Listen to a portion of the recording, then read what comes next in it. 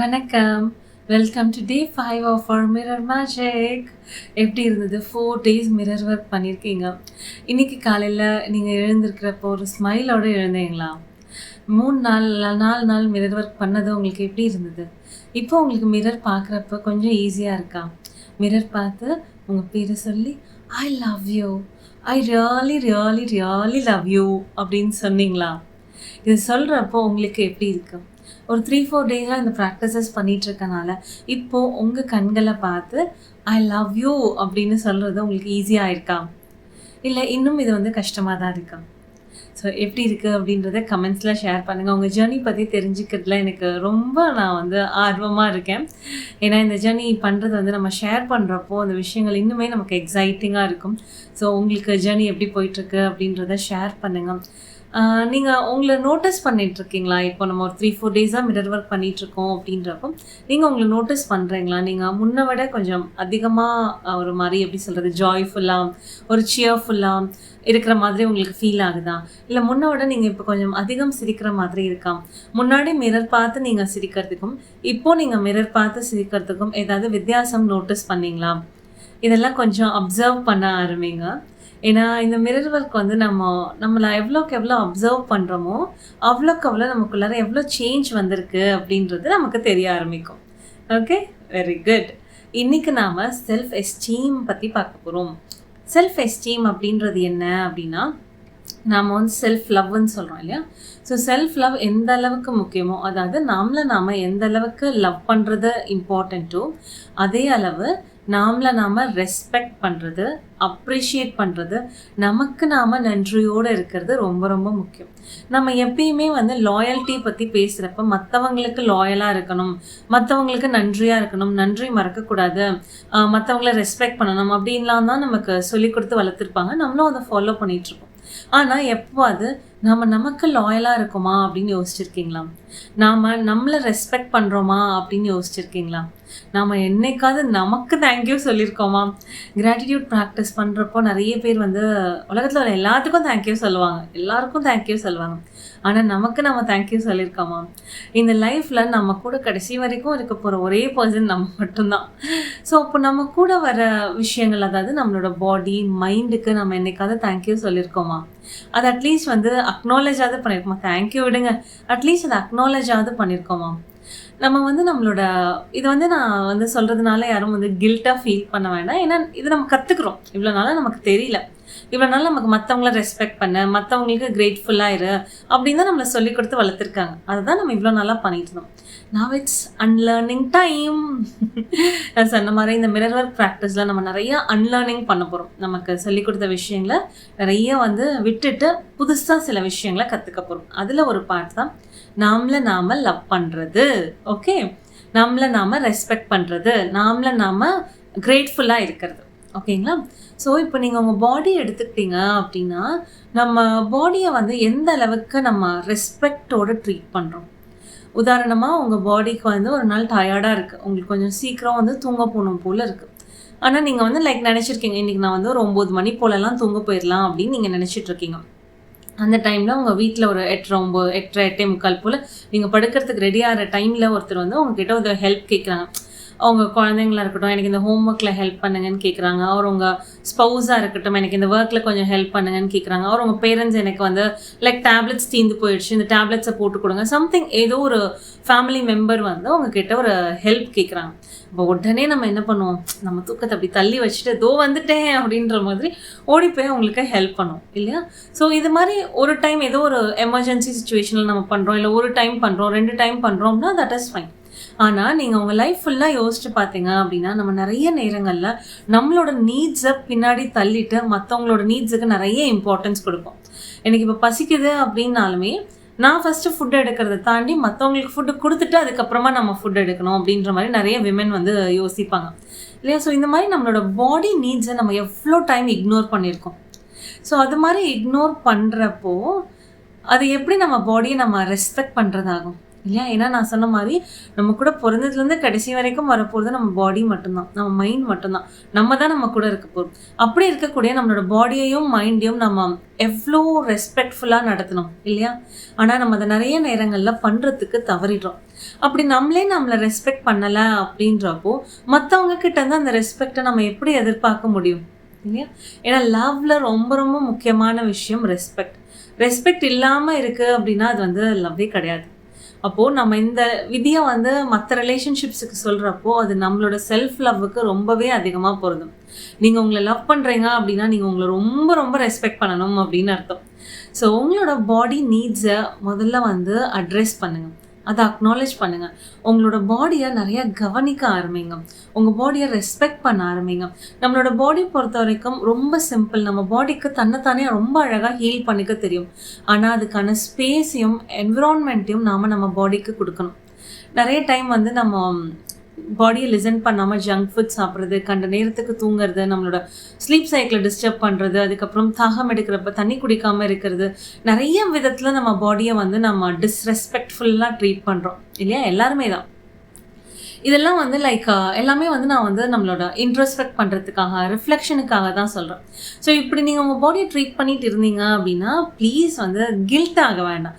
ஏன்னா கில்ட்ன்ற எமோஷன் நமக்கு வந்து எதுவும் சர்வ் பண்ண போறதில்ல. ஸோ இத அக்னாலெட்ஜ் பண்ணுங்க. இத இனிமே மாத்திக்கிறதுக்கு முயற்சி பண்ணுவோம். ஸோ எப்படி வந்து நம்ம பாடிய ரெஸ்பெக்ட் பண்ணாம நம்ம நெறைய இடத்துல இக்னோர் பண்ணி நம்ம பாடிய டிஸ்ரெஸ்பெக்ட் பண்றோமோ, அதே மாரி நம்ம மைண்ட் வந்து ஒரு அழகான கார்டன் மாரி. அந்த கார்டன்ல வந்து அழகான கலர்ஃபுல்லான பூக்கள் தான் இருக்கணும். ஆனா நம்ம என்ன பண்றோம் அப்படின்னா, அதுல நெறைய குப்பைய கொட்டி வைக்கிறோம் இல்லையா? காசிப்பிங், கம்ப்ளைனிங், பிளேமிங், எப்பயோ நடந்த விஷயத்த இன்னும் மைண்ட்ல வச்சுட்டு, ஒரு கோவத்த ஹோல்ட் பண்ணிட்டு இருக்கிறது, ஒரு பெயின ஹோல்ட் பண்ணிட்டு இருக்கிறது, ஒரு ஜெலசி அந்த மாரி நெகட்டிவ் தாட்ஸ் மூலமா, இல்ல ஓவர் திங்கிங் மூலமா நம்ம என்ன பண்றோம்னா, நம்மளோட மைண்ட நம்ம டிஸ்ரெஸ்பெக்ட் பண்றோம். இல்லையா? அப்போ இது வந்து எதுவுமே நமக்கு நல்லது செய்ய போறதே கிடையாது. அப்புறம் எதுக்கு இத வச்சுட்டு இருக்கணும்? கோவமா இருக்கட்டும், வருத்தமா இருக்கட்டும், கவலையா இருக்கட்டும், இது எதுவுமே நமக்கு ஹெல்ப் பண்ண போறதே இல்ல. அதெல்லாம் வந்து ஜென்டிலா பார்த்து நம்ம ரிலீஸ் பண்ணலாம். ஓகே, எனக்கு இப்ப கோவமா இருக்கா? நான் ஏன் கோவமா இருக்கேன்னு பார்த்து அத அட்ரெஸ் பண்ணி நம்ம அத ரிலீஸ் பண்றது நம்ம மைண்டுக்கு செய்ற நல்ல விஷயம். அத ஹோல்ட் ஆன் பண்ணி வச்சுட்டு இருந்தோம் அப்படின்னா, அது நம்ம மைண்டுக்கும் நல்லது இல்ல, நம்ம பாடிக்கும் நல்லது இல்ல, நம்ம லைஃப்க்கும் நல்லது இல்ல. ஸோ உங்க பாடியையும், மைண்டையும் இன்னும் கொஞ்சம் அதிகமா லிசன் பண்ண ஆரம்பிங்க. அதுக்கு நீங்க என்ன ஃபீட் பண்றீங்க அப்படின்றதையும் கவனிக்க ஆரம்பிங்க. ஏன்னா நம்ம எல்லாருமே ரொம்ப ரொம்ப ப்ரெஷியஸான, ரொம்ப ரொம்ப ஸ்பெஷல் பீயிங்ஸ். நீங்க குழந்தைங்கள பார்த்துருக்கீங்களா? ஸோ குழந்தைங்க வந்து எப்பயுமே வந்து அவங்களுக்கு வேணுன்றத கேட்கறதுக்கு தயங்கவே மாட்டாங்க. அதாவது இப்போ ஒரு குழந்தைக்கு கோவமா இருக்கு அப்படின்னா, அது வீட்ல இருக்க எல்லாருக்கும் தெரியும். ஏன் இந்த பக்கத்து வீட்டுக்கெல்லாம் கூட தெரியும். ஏன் அந்த அளவுக்கு அவங்க அவங்கள எக்ஸ்பிரஸ் பண்ணிப்பாங்க. அதே மாரி ஒரு குழந்தை சந்தோஷமா இருக்கு அப்படின்னா, வீட்ல இருக்க எல்லார்ட்டயும் போய் அந்த சந்தோஷத்த எக்ஸ்பிரஸ் பண்ணும் அந்த குழந்தை. அந்த மாரி அந்த குழந்தைக்கு என்ன வேணுமோ அத தயங்காம கேட்கும். அதாவது அந்த குழந்தை வந்து அத ரிசீவ் பண்றதுக்கு வர்தியா? இல்லையா? இது கிடைக்குமா? கிடைக்காதா? அதெல்லாம் எதுவுமே இருக்காது. எனக்கு இது வேணும் அவ்வளோதான். நான் கேட்கிறேன். அது கிடைக்குமா? கிடைக்காதா? அதெல்லாம் அந்த குழந்தை யோசிக்கவே யோசிக்காது. இல்லையா? ஏன்னா குழந்தை வந்து அந்த மாரி ஒரு ப்ரெஷியஸ். ஏன்னா குழந்தைக்கு அவ்ளோ செல்ஃப் வொர்த் இருக்கும். அப்போ நாமளும் ஒரு காலத்துல அப்படிப்பட்ட குழந்தையா தானே இருந்தோம். நம்மளும் சின்ன குழந்தையா இருக்கப்போ நமக்கு வேணும் அப்படின்னா கத்துவோம், அழுவோம், டேண்ட்ரம் த்ரோ பண்ணுவோம். ஏன்னா நமக்கு வேணும்னா அத கேட்போம் இல்லையா? அந்த மாரி நமக்கு சந்தோஷமா இருந்தா எல்லாரையும் போய் கொஞ்சம் எல்லார்ட்டயும் சிரிச்சு பேசுவோம். அவ்ளோ நம்மள எக்ஸ்பிரஸ் பண்ணும் இல்லையா? ஆனா இப்போ அந்த குழந்தை எங்க போச்சு? காலப்போக்குல நம்ம அந்த குழந்தைய தொலைச்சிட்டோம் இல்லையா? ஸோ இப்போ நம்ம என்ன பண்ண போறோம் அப்படின்னா, நம்மளோட அந்த ஆத்தென்டிக் செல்ஃபுக்கு, அதாவது நான் வர்தி, நான் என்ன வேணாலும் கேட்கலாம், அதில் தப்பே கிடையாது, எனக்கு பிடிச்ச மாதிரி ஒரு வாழ்க்கையை கொடுக்க சொல்லி இந்த பிரபஞ்சத்துக்கிட்ட கேட்கறதுக்கான எல்லா உரிமையும் தகுதியும் எனக்கு இருக்கு அப்படின்ற ஸ்டேட்டுக்கு வாங்க. நீங்க எல்லாத்தையும் கேட்டாலும் இந்த யூனிவர்ஸ் எல்லாத்தையும் நீங்க கேட்கறத விட அதிகமாகவே கொடுக்கறதுக்கு இந்த பிரபஞ்சமும் தயாரா இருக்கு. ஏன்னா இந்த பிரபஞ்சத்துக்கு தெரியும் நீங்க எவ்வளோ ஸ்பெஷல்னு, நீங்க எவ்வளோ அமேசிங்னு, நீங்க எவ்வளோ ப்ரெஷியஸ்னு. இந்த பிரபஞ்சத்துக்கு நீங்க வந்து ரொம்ப ரொம்ப இம்பார்ட்டண்ட். அதனால நீங்க என்ன கேட்டாலும் இந்த பிரபஞ்சம் அதை கண்டிப்பா கொடுக்கும். அதை விட அதிகமாகவே கொடுக்கறதுக்கு தயாரா இருக்கு. அகெயின் நீங்க முக்கியமான கொஸ்டின், அதை ரிசீவ் பண்றதுக்கு நாம தயாரா இருக்கோமா? நம்மளை தயார் பண்ணிப்போம். S, very good. செக்மெண்ட் 2 இன்னையோட ப்ராக்டிஸ் என்னன்னு பார்ப்போம். வழக்கம் போல் மிரர் முன்னாடி உட்காந்துக்கோங்க ஆர் நின்றுக்கோங்க, உங்களுக்கு எது கம்ஃபர்டபுளாக இருக்கோ அது மாதிரி. இப்போது மிரரில் உங்களோட அழகான கண்களை பார்த்து I love and approve of myself அப்படின்னு சொல்லுங்கள். ஒரு டீப் பிரெத் எடுங்க. இன்னொரு வாட்டி, I love and approve of myself. I love and approve of myself. இதை இன்னைக்கு நாள் முழுசுலையும் குறைஞ்சபட்சம் 100 தடவையாவது சொல்ல போகிறீங்க. முடிஞ்ச வரைக்கும் மிரரை பார்த்து சொல்லுங்கள்.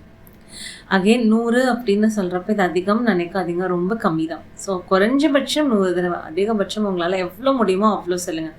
1000 கூட நீங்கள் சொல்லலாம். நீங்கள் எந்த அளவுக்கு இதை திரும்ப திரும்ப சொல்கிறீங்களோ அந்த அளவுக்கு உங்களுக்கு இது எஃபெக்டிவாக இருக்கும். ஸோ குறைஞ்சபட்சம் 100 தடவை. Okay, I love and approve of myself. Okay, very good. So நீங்கள் எப்போ உங்களுக்கு இந்த love and approve of myself அப்படின்னு சொல்கிறோம் அப்படின்னா, நம்ம எப்போ நம்மளை வந்து அந்த செல்ஃப் அப்ரூவல் இருக்கோ அப்போ வெளியில் போய் அந்த அப்ரூவலையும் வேலிடேஷனையும் தேட மாட்டோம்.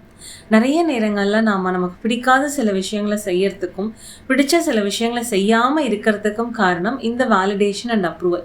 மற்றவங்க கிட்ட நம்ம எதிர்பார்க்கறது தான். அப்போது மற்றவங்க கிட்ட நம்ம இதை எதிர்பார்த்துக்கிட்டே இருந்தோம் அப்படின்னா நம்மளோட வாழ்க்கையை நம்ம வாழ முடியாது. மற்றவங்க எதிர்பார்க்குற மாதிரியான ஒரு வாழ்க்கையை தான் நம்ம வாழ முடியும். அந்த வாழ்க்கையில் நமக்கு சந்தோஷம் கிடைக்குமா அப்படின்னா தெரியல. அதனால இன்னைக்கு நாம் I love and approve of myself அப்படின்னு நமக்கு நாமளே சொல்லிட்டு இருக்கப்ப இது உங்களுக்கு நீங்களே கொடுத்துக்கிற பெர்மிஷன் ஸ்லிப். உங்கள் வாழ்க்கையை உங்களுக்கு பிடிச்ச மாதிரி வாழ்கிறதுக்கு உங்களுக்கு நீங்களே கொடுக்கக்கூடிய பெர்மிஷன் தான் இது. அதனால இதை எவ்வளோ டைம் சொல்ல முடியுமோ அந்த அளவுக்கு சொல்லுங்கள். இன்னொரு விஷயம் ஞாபகம் வச்சுக்கோங்க, இந்த மிரர் மேஜிக் வந்து மேஜிக் பண்ணணும் அப்படின்னா நீங்கள் ஆக்ஷன் எடுக்கணும். நம்ம எக்ஸசைஸெல்லாம் நீங்கள் ரெகுலராக ப்ராக்டிஸ் பண்ணுறப்போ தான் உங்களால் மாற்றத்தை பார்க்க முடியும். வெறுமனே இந்த வீடியோவை கேட்கறதுனால உங்களுக்குள்ள ஒரு 1% மட்டும்தான் மாற்றம் வரும். நீங்கள் எப்போ இறங்கி ஆக்ஷன் எடுக்கிறீங்களோ, நீங்கள் எப்போ மிரர் முன்னாடியே உங்களை பார்த்து பேசுகிறீங்களோ அப்போ தான் உண்மையான மாற்றம் நிகழும். ஸோ இது கேட்குறதோடு மட்டும் இல்லாமல் ஆக்ஷனில் இறங்குங்க. இதை நீங்கள் ப்ராக்டிஸ் பண்ணுங்கள். அப்போ தான் உங்கள் வாழ்க்கையில் நீங்கள் ஒரு அழகான மாற்றத்தை பார்க்க முடியும். And I love and approve of myself அப்படின்னு சொல்கிறப்போ சில நேரங்களில் நம்மளோட நெகட்டிவ் தாட்ஸ் வர ஆரம்பிக்கும். நான் குண்டாக இருக்கேன், இல்லை நான் ஒல்லியாக இருக்கேன், நான் வந்து என்னை பிடிக்கல, நான் நிறைய தப்பு பண்ணியிருக்கேன் என் லைஃப்பில், நான் ஒரு ஃபெயிலியர், நான் எப்படி என்னை அப்ரூவ் பண்ண முடியும் அப்படின்ற மாதிரி நமக்குள்ளார சில கேள்விகள் வரலாம். அதெல்லாம் வந்து அதை ரெசிஸ்ட் பண்ணாதீங்க, அது கூட சண்டை போடாதீங்க, அதை பிடிச்சி தள்ளணும்னு ட்ரை பண்ணாதீங்க. Just take a breath and pass. எதுனாலும் இட்ஸ் ஓகே. இது எல்லாமே பாஸ்ட். இப்போலேருந்து நான் என்னை அப்படியே அக்செப்ட் பண்ணிக்க ஆரம்பிக்கிறேன். நான் எப்படி இருந்தாலும் பரவாயில்ல, நான் என்னை லவ் பண்ணுறதுக்கு முயற்சி பண்ண போகிறேன். நான் என்னை அப்ரூவ் பண்ணுறதுக்கு கற்றுக்க போகிறேன். இதை என்னால் பண்ண முடியும். யூனிவர்ஸ் என்ன நான் லவ் பண்ணுறதுக்கும் அப்ரூவ் பண்ணுறதுக்குமான வழிகளை எனக்கு காமி. ஏன்னா நான் லவ் பண்ணுறதுக்கான ஆப்பர்ச்சுனிட்டிஸை என்கிட்ட கொண்டு வா அப்படின்னு கேட்க ஆரம்பிங்க. யூனிவர்ஸ் உங்களுக்கு நிறைய ஆப்பர்ச்சுனிட்டிஸ் கொடுக்கும். ஏன்னா நீங்கள் என்ன கேட்டாலும் இந்த யூனிவர்ஸ் அதை உங்களுக்கு கொடுக்கும். Ask and it's given. Segment 3 இன்னையோட ஜர்னலிங் ப்ராம்ப்ட்ஸ். இன்றைக்கி ஜர்னலிங்குமே ரொம்ப இன்ட்ரெஸ்டிங்காகவும் அதே நேரம் கொஞ்சம் டீப்பாகவும் இருக்க போகுது. ஸோ ஃபர்ஸ்ட் கொஷின் என்ன அப்படின்னா, உங்கள் வாழ்க்கையில் இது வரைக்கும் எந்தெந்த இடத்துலலாம் எந்தெந்த வகையிலலாம் நீங்கள் உங்களை சரியாக லவ் பண்ணாமல் இருந்திருக்கிறீங்க, உங்களை டிஸ்ரெஸ்பெக்ட் பண்ணியிருக்கீங்க, ஆர் உங்களோட செல்ஃப் ஒர்த் கம்மியாக இருக்குது அப்படின்றத எந்தெந்த மாதிரியான விதங்கள்லாம் உங்கள் லைஃப்பில் அதை எக்ஸ்ப்ரெஸ் பண்ணியிருக்கீங்க. இதெல்லாம் கொஞ்சம் யோசித்து எழுதுங்க. உதாரணமாக வந்து நீங்கள் உங்கள் பாடி சொல்கிறத ரெஸ்பெக்ட் பண்ணாமல் இருக்கிறது, அதாவது சில பேருக்கு வந்து ஸ்ட்ரெஸ் ஆனால் இல்லை மற்றவங்க மேலே கோவம் வந்தால் நம்மளை ஹர்ட் பண்ணிப்போம். எய்தர் சாப்பிடாமல் இருக்கிறது, ஆர் சில பேர் உடனே போய் ஜங்க் ஃபுட்டு அந்த மாதிரி கண்டத்தை சாப்பிட்றது. இது வந்து நம்ம மற்றவங்க மேலே இருக்க கோவத்தையோ வருத்தத்தையோ நம்ம எக்ஸ்ப்ரெஸ் பண்ண முடியாமல் நாம் ஹர்ட் பண்ணிக்கிறோம். இது நம்ம பாடியை வந்து எவ்வளோ தூரம் ஒரு டிஸ்ரெஸ்பெக்ட் பண்ணுறதுக்கான ஒரு விதம். நம்ம லவ் பண்ணுறோம் அப்படின்னா இந்த மாதிரி பண்ணுவோமா? நமக்கு பிடிச்சவங்க சாப்பிடாமல் இருக்காங்க, இல்லை கோவத்தில் வந்து அவங்களுக்கு ஹெல்தி இல்லாத ஃபுட்டை சாப்பிட்றாங்க அப்படின்னா அதை நீங்கள் அலோவ் பண்ணுவீங்களா? அதை பார்த்து சந்தோஷப்படுவீங்களா? நிச்சயமாக மாட்டீங்கல்ல. அதே தானே அப்போ உங்களுக்கும். அதே மாதிரி நீங்கள் உங்களை எப்பயுமே கிரிட்டிசைஸ் பண்ணிகிட்டே இருக்கீங்களா? லைக் பாடிக்கு சொன்ன மாதிரி தான் மைண்டுக்கும். நீங்கள் ஒரு விஷயம் செய்கிற போகிறப்போ எதுக்கு இதெல்லாம் தேவையில்லாமல், நமக்கு எப்படியும் நடக்க போகிறதில்ல, இந்த மாதிரி ஏதாவது இடத்துல இல்லை பல இடங்களில் உங்களை நீங்களே வந்து கிரிட்டிசைஸ் பண்ணியிருக்கீங்களா அப்படின்றதையும் யோசித்து எழுதுங்க. இது வந்து நம்ம அக்செப்ட் பண்ணிக்க போகிறோம், இதை மாற்ற போகிறோம். சரியா? அதனால் எந்த ஒரு ஜட்ஜ்மெண்ட்டும் இல்லாமல், அகெயின் எந்த ஒரு கிரிட்டிசிசமும் இல்லாமல், கில்ட்டும் இல்லாமல் இதை எழுதுங்க. இங்கே நம்ம பண்ணுற ப்ராக்டிசஸில் நமக்கு நிறைய கில்ட் வரலாம், ஷேம் வரலாம், கிரிட்டிசிசம் வரலாம். இது எல்லாமே ஓகே தான். பட் அதை ஜஸ்ட் அக்னாலேஜ் பண்ணிவிட்டு ரிலீஸ் பண்ணிடுங்க. அந்த இமோஷன்லேயே உட்காந்துருக்காதீங்க. அந்த கில்ட்டில் உட்காந்துருக்கிறதுனால நமக்கு எந்த விதமான நல்லதும் நடக்க போகிறது இல்லை. ஸோ அதை ஜஸ்ட் ரிலீஸ் பண்ணுங்கள். இட்ஸ் ஓகே, இவ்வளோ நாளாக நான் பண்ணல, ஏன்னா எனக்கு தெரியல. ஓகே, அதனால் நீங்கள் கில்ட்டியாக வேண்டாம். இட்ஸ் ஓகே, இட்ஸ் ஓகே, இப்போ நான் கற்றுக்கிறேன், இன்னையிலேருந்து நான் பண்ணுறேன். ஓகே, அந்த மைண்ட் செட்டில் ஒர்க் பண்ண ஸ்டார்ட் பண்ணுங்கள். ஸோ செகண்ட் கொஷின், உங்களை சுற்றி இருக்கவங்களுக்கு உங்களை பற்றி என்ன நெகட்டிவ் ஒப்பீனியன் இருக்குது அப்படின்னு நீங்கள் நினைக்கிறீங்க அப்படின்றதையும் லிஸ்ட் பண்ணுங்கள். உதாரணமாக, என்னோடய அம்மா வந்து நான் ரொம்ப லேசின்னு நினைக்கிறாங்க. என் அப்பா வந்து எனக்கு எப்படி சொல்கிறது, எனக்கு எந்த ஸ்கில்லும் இல்லைன்னு நினைக்கிறாங்க. என்னோடய சிஸ்டர்ஸ் வந்து நான் ஒரு யூஸ்லெஸ்ன்னு நினைக்கிறாங்க. என்னோடய ஃப்ரெண்ட்ஸ் வந்து நான் அவ்வளோ சோஷியல் கிடையாது, அவ்வளோ ஃபன்னி கிடையாது, அவ்வளோ கமிட்டடாக ஃப்ரெண்ட்ஷிப்பில் இருக்க மாட்டேங்கிறேன் அப்படின்ற மாதிரி நினைக்கிறாங்க. இந்த மாதிரி உங்களுக்கு என்ன தோணுதோ, ஈவன் சில பேருக்கு வந்து அந்த ஃபிசிக்கல் லுக்ஸ் பற்றியும் கமெண்ட்ஸ் பண்ணியிருப்பாங்க இல்லையா, நீ ரொம்ப கருப்பாக இருக்க, நீ ரொம்ப குண்டாக இருக்க, நீ ரொம்ப ஒல்லியாக இருக்க. ஸோ இந்த மாதிரி எதெல்லாம் உங்களுக்கு நெகட்டிவ்னு தோணுதோ, மற்ற பீப்புளுக்கு உங்கள் மேலே இருக்க ஒப்பீனியன்ஸ் எதெல்லாம் நெகட்டிவ்னு தோணுதோ அதெல்லாமும் லிஸ்ட் பண்ணுங்கள். அண்ட் இந்த லிஸ்ட்டில் ஒரு நெகட்டிவ் ஒப்பீனியனுக்கும் ஒரு பாசிட்டிவ் ஸ்டேட்மெண்ட்டை கொடுங்க. ஃபார் எக்ஸாம்பிள், இப்போது நான் சொன்னேன் இல்லையா, லைக் இப்போ எங்கள் அம்மா வந்து என்னை லேசின்னு நினைக்கிறாங்க அப்படின்னு நீங்கள் எழுதியிருக்கீங்க அப்படின்னா, அதுக்கு ஆப்போசிட்டில் I am learning to be active, இல்லைனா நான் வந்து க்ரியேட்டிவாக இருக்கேன், I love the way exactly I ஆம், எனக்கு எப்போ என்ன வேலை செய்யணுமோ அதை என்னால் செஞ்சு முடிக்க முடியும். ஸோ உங்களுக்கு என்ன தோணுதோ அதுக்கு ஏற்ற மாதிரியான ஒரு பாசிட்டிவ் ஸ்டேட்மெண்ட் நீங்கள் நம்பக்கூடிய வகையில், ஐ எம் லேசி அப்படின்றது வந்து அப்படியே வந்து ஐ எம் ஆக்டிவ் அப்படின்னு மாற்றினீங்கன்னா உங்களால் அதை நம்ப முடியுதா அப்படின்னு பார்த்துக்கோங்க. இங்கே ரொம்ப முக்கியம், அது உங்களுக்கு பிலீவபிள் ஸ்டேட்மெண்ட்டாக இருக்கணும். சரிங்களா? ஸோ அதுக்கேற்ற மாதிரி ஒரு பிலீவபிள் எம்பவரிங் ஸ்டேட்மெண்ட்டை கொடுங்க. Okay, very good.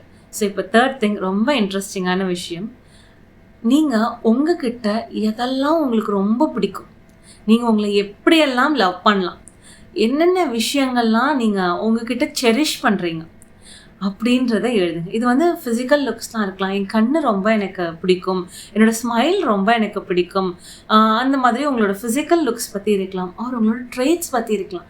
நான் எல்லாருக்கிட்டையும் ரொம்ப கைண்டாக இருப்பேன், அது எனக்கு ரொம்ப பிடிக்கும். யாராவது ஏதாவது பேசினாங்கன்னா அதை என்னால் ஃபுல் அட்டென்ஷனோட லிசன் பண்ண முடியும். என்னோடய மெமரி ரொம்ப ஷார்ப், நான் எந்த விஷயமா இருந்தாலும் அதை நான் ஈஸியாக கற்றுப்பேன், என்னோடய ஹேண்ட் ரைட்டிங் ரொம்ப அழகாக இருக்கும். ஸோ இந்த மாதிரி உங்களை பற்றி உங்களுக்கு பிடிச்ச விஷயங்களெல்லாம் லிஸ்ட் பண்ணுங்கள்.